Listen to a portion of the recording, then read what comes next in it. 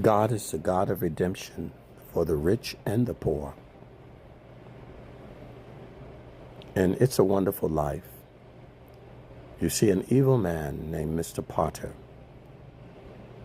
And you see a young man trying to start in life.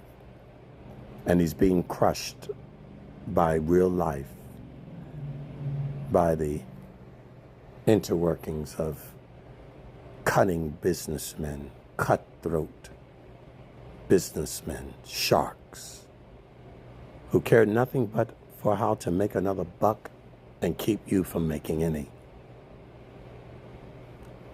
And it crushes his hopes, his dreams, his aspiration, because he's facing the real world. And he sees it's not enough that someone wants to get more than you and dominate you, but they also want to destroy you completely and entirely.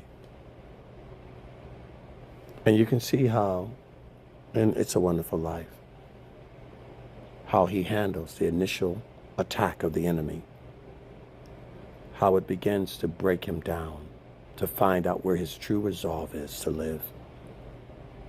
Because he thinks in one hand, he might be interested in the world of Mr. Potter, the rich man's world, the world that everybody else says you have to pursue, live in a certain place. He thinks that's what he wants. But the circumstances make him realize something a little different that he has to settle for. And he's seeing his life as settling in and he's settling for. Not truly ecstatic and happy about his life, but not depressed entirely about it at all. Just settles for.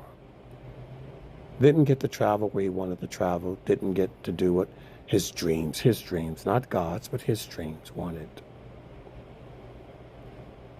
And then when what he settled for, he began to even lose that.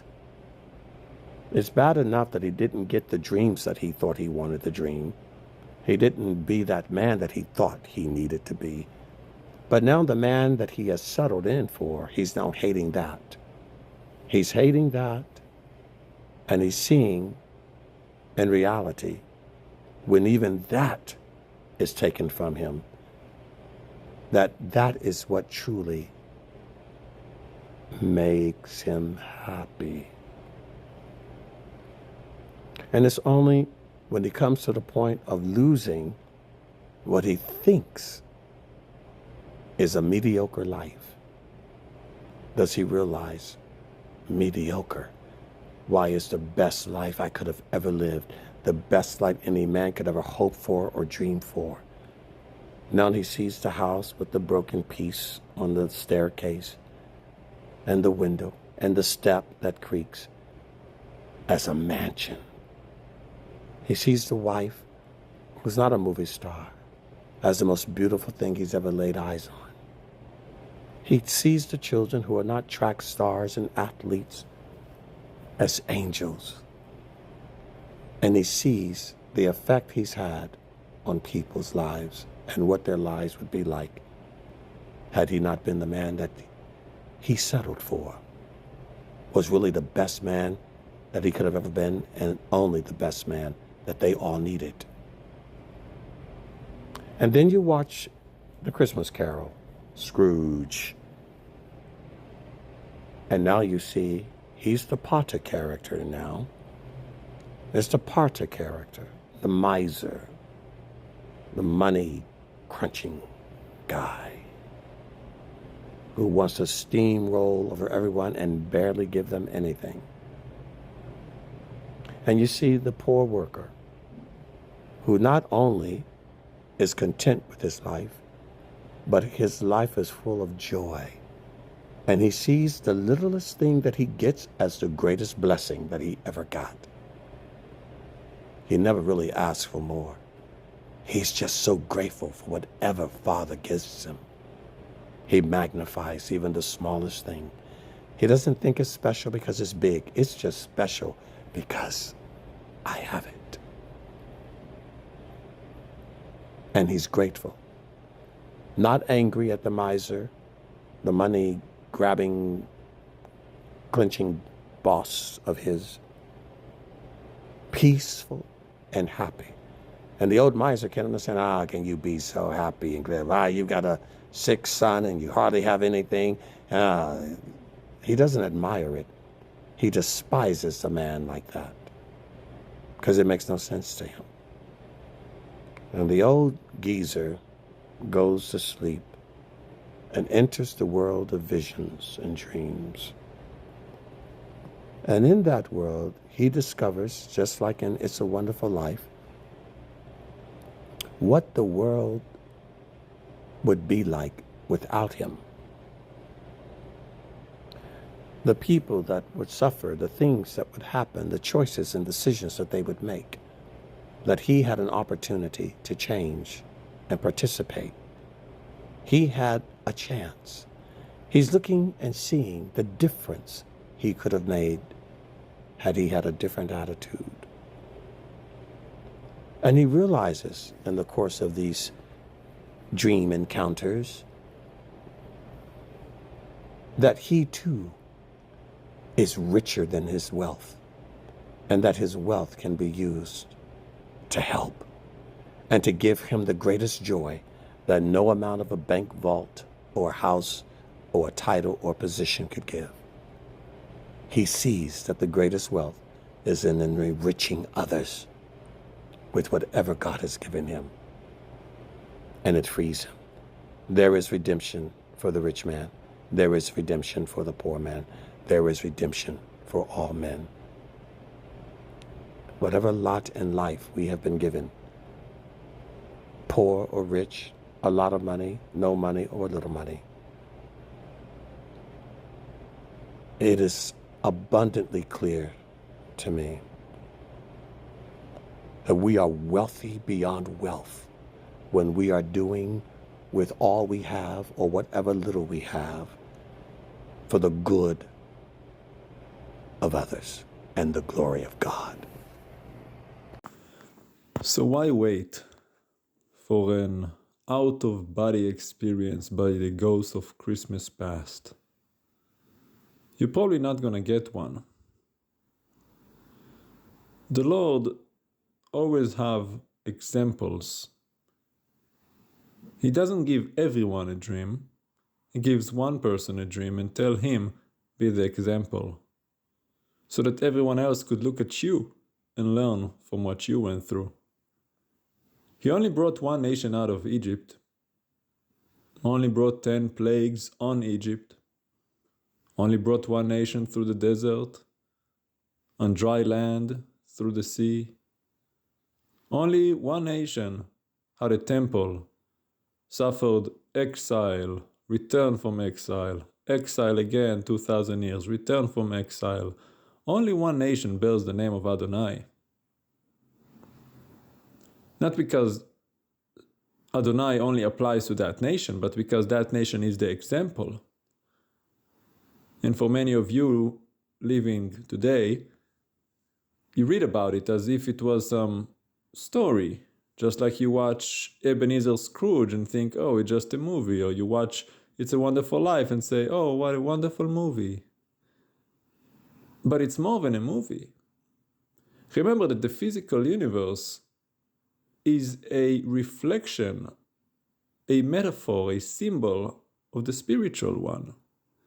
God uses reality as a mirror to reflect what's going on in your mind and in your heart. Not everybody has to have Clarence, the angel, to show them what life would have been without them. You can watch George Bailey, I think that's his name, and get the point.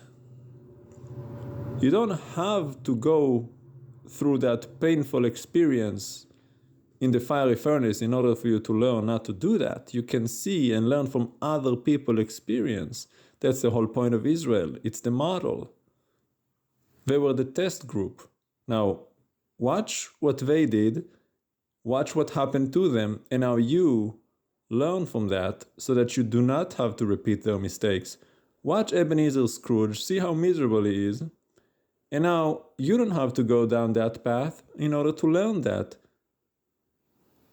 I've always thought like that when I see movies like this. Because, growing up in Israel, I was pretty much like George Bailey. I want to get out of here. I want to go to the big city, make the big bucks, do all kinds of incredible things, conquer the world.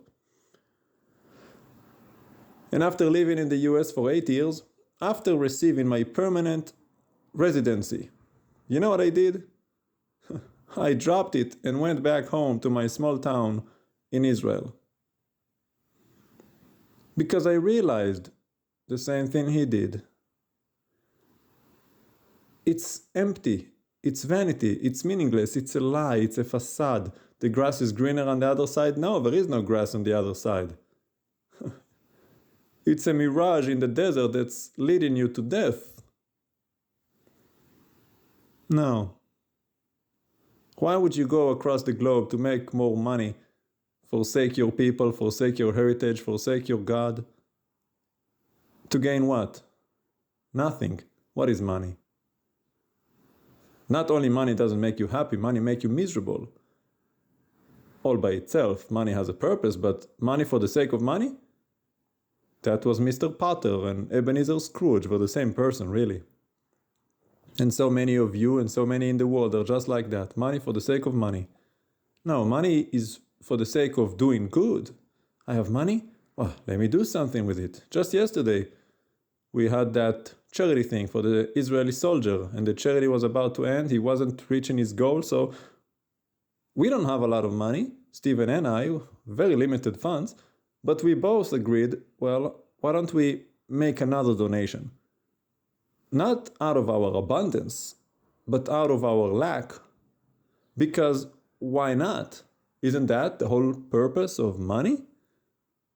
Why do I need that money just sitting here? I can always downsize, and the Lord teaches us to do that. Paul said, I've learned to be content with a little and with a lot. I don't need much, but whatever I do have, I always keep for the sake of others. If an opportunity comes up, if somebody needs something, I like to have something to give them. So when I have money, I don't waste it. I always spend very little on myself. I don't buy any fancy things. I don't eat out. I keep the money for other people. And that's what you're supposed to do. That's what money is for. It's not for you to renovate your kitchen and have this new garnet countertop with this new, crystal chandeliers and all of that mess with your new Prada and Gucci and Louis Vuitton and all of that godless stuff. No. That's not the point of life. That's not the point of money. Ebenezer Scrooge just holding that money. Mr. Potter holding that money. He was Mr. Monopoly. Wanted the whole town to himself. But why? If you want to have the whole town to yourself so that you can do good with it, that's another thing. That's what Bailey did. George Bailey built Bailey Park, where people can have affordable housing that don't make them feel like they're living in a ghetto. That's the kind of man I would give money to, because I know he's going to do something good with it. He's going to invest it, find some good labor, build some good houses, and benefit mankind. Money is wonderful when it is used for good purposes, so it's not that money is evil. It is about you. So when you see this type of examples, things that have already had happened, never mind that it is scripted. It might as well be real. It might as well be a documentary, because we've all known those people, don't we? If it's not us, it's somebody that we know. Learn the lessons that they have learned without having to suffer what they have suffered. That's wisdom. No greater experience than the experience of other people that you can learn from. That's the whole point of having a mentor, having an elder, having a parent. They can teach you, do not go down this path. You don't have to learn it on your own skin. Appreciate your life. Value your family. Appreciate the good things that you've been given. Whatever it is, we all have something. The poorest people in Africa and Vietnam, they all have something. Everybody has something. You're born, even if you're an orphan, you got something. You have one pair of shoes, you got something. You got one pair of pants, you got something. You have your eyes, you can speak, you can smile, you got something. And as long as your attitude is right and you maintain an attitude of gratitude, you're going to be fine, because the Lord is always watching. We're never alone in this life. Even though it might seem that way, it's not true. God is always watching, and He will keep your foot from stumbling. Long as your heart is right, He watches over His people. He does not forsake us. It is us that forsake Him. So learn from these most valuable lessons and make some changes in your life. Too many Ebenezer Scrooge running around and too many George Baileys not appreciating their so-called mediocre life. That's why Amway and the likes are flourishing. Oh, I want to be financially free. Why am I working 40 hours a week? I want to be a millionaire and not do a thing. That's evil. That's a deception from the adversary. Don't you want to be a diamond? Gulfstream jets, yachts, trips around the world? That's what George Bailey wanted, until he realized it made him miserable just thinking about it. That's not what you want out of life. What we truly need is what people have always said: love. The love of God. How deep, it's so wonderful. Just to know His love, what a miracle. I just can't understand how some say no to God. It's His love that is always. It simply is. Don't have to go anywhere, don't have to do anything, don't have to accomplish something in order to delight in His love and be well pleased with my life. To be grateful, to be happy, to be blessed. And the Lord made it possible for everyone, because we're all created in His image, we're all family, we're all kin, and Yeshua redeemed us all. He was our kinsman redeemer. Out of His abundance of love, laid down His life to save us. George Bailey jumped into the ice water when he was a child to save his younger brother, lost the hearing in his left ear because of that. It cost him. What are you willing to lose for your brother? Yeshua lost his life. And more than that, we have no idea how much it cost him. But he was willing. Are you?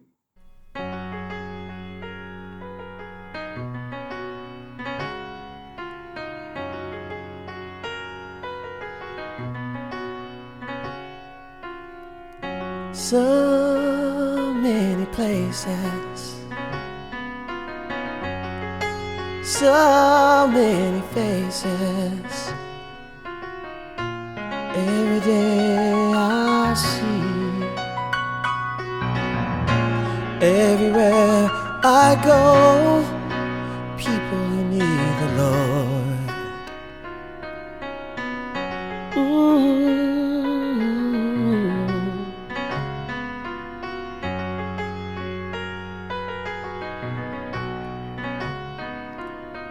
In cardboard boxes, the homeless sleep. On the streets, our children weep. Brothers killing brothers and sisters too. Broken families, what are we gonna do? What are we gonna do? The love of God, how deep, is so wonderful. Just to know His love, what a miracle. I just can't understand why some say no to God.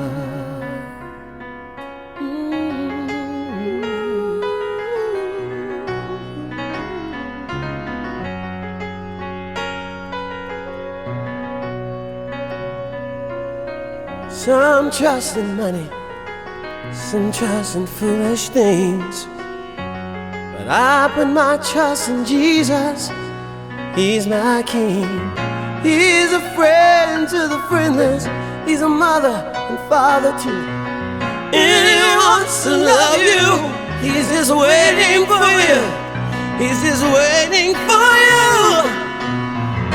The love of God, how deep, it's so wonderful. Just to know His love, what a miracle. I just can't understand how some say no to God. The love of God, how deep, it's so wonderful. Just to know His love, what a miracle. I just can't understand why some say no to God. The love of God, how deep, it's so wonderful. Just to know His love, what a miracle. I just can't understand why some say no to God. I just can't understand why some say no to God.